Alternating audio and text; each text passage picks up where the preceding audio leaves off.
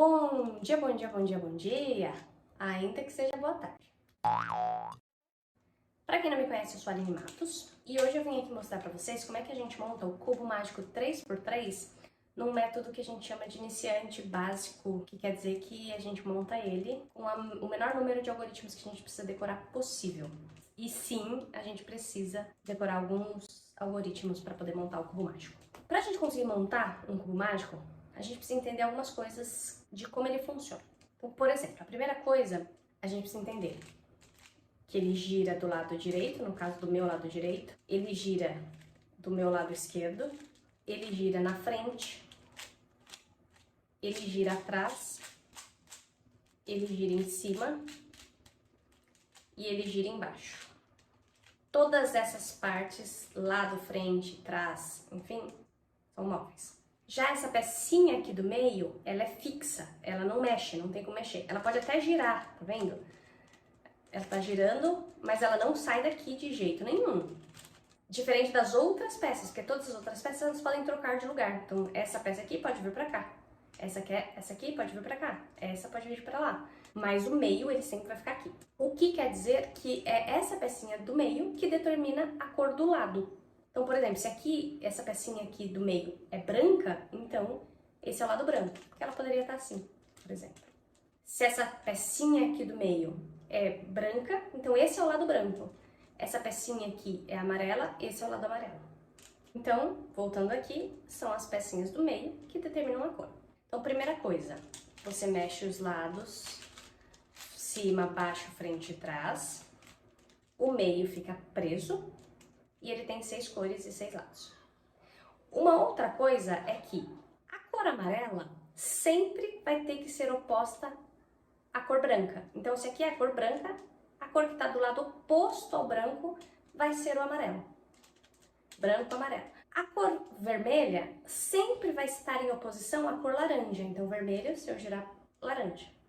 A cor verde vai sempre estar oposta à cor azul. Não pode estar amarelo oposto ao verde. Porque o amarelo tem que ser oposto ao branco e o verde tem que ser oposto... Enfim, as cores precisam estar na oposição certa, né?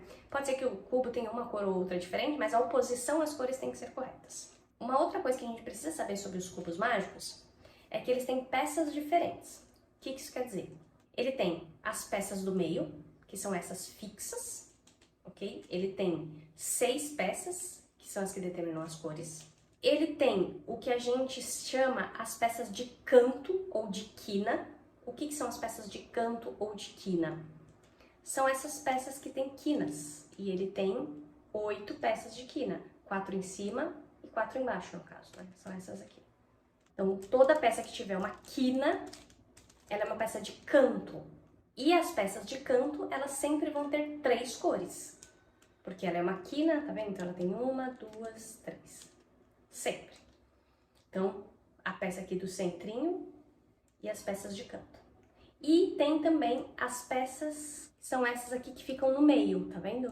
No meio das quinas, que elas são sempre peças de 2 cores.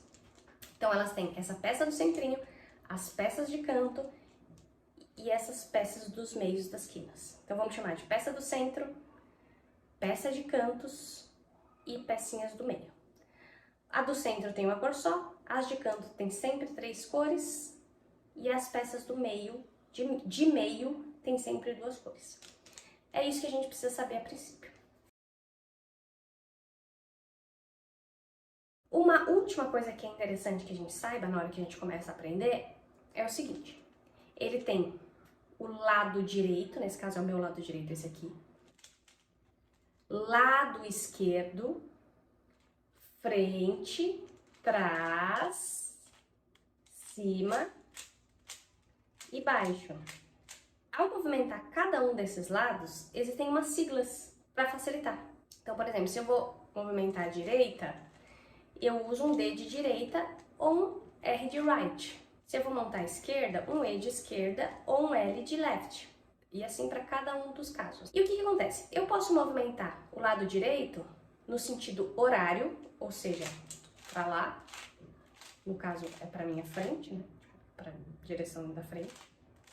Ou eu posso movimentar a minha direita para o sentido anti-horário. Então, quando tem o D ou o R, que é de direita, eu movimento sentido horário. Quando tem o D ou R para movimentar no sentido anti-horário, vai ter um DA, que é um D anti-horário, ou um R com um apóstrofo, que quer dizer anti-horário. Então, se tiver horário ou anti-horário. Como que a gente vê isso? Você vai imaginar um relógio colado na direita. O relógio vai para lá, horário. O relógio vem para cá, anti-horário. Você vai fazer isso em cima, vai movimentar em cima. Você vai colar, na sua imaginação, você vai colar um relógio aqui, horário, anti-horário. Frente é a mesma coisa, você vai imaginar um relógio na frente aqui, quer dizer, nesse caso aqui tá atrás, né? Atrás, horário e anti-horário. O esquerdo, para mim, foi mais complicadinho, porque você cola um relógio aqui, no lado esquerdo, ele gira meio que ao contrário do lado direito, né? Então, se o relógio estiver colado aqui, o horário vem para cá, né? Para trás de mim, né? Vem na minha direção. E se tiver o relógio colado na direita, ele vai para o outro lado. Mas isso é um detalhe. Sempre cola na imaginação um reloginho onde você vai mexer, e aí você vê se é horário ou anti-horário. Isso para facilitar.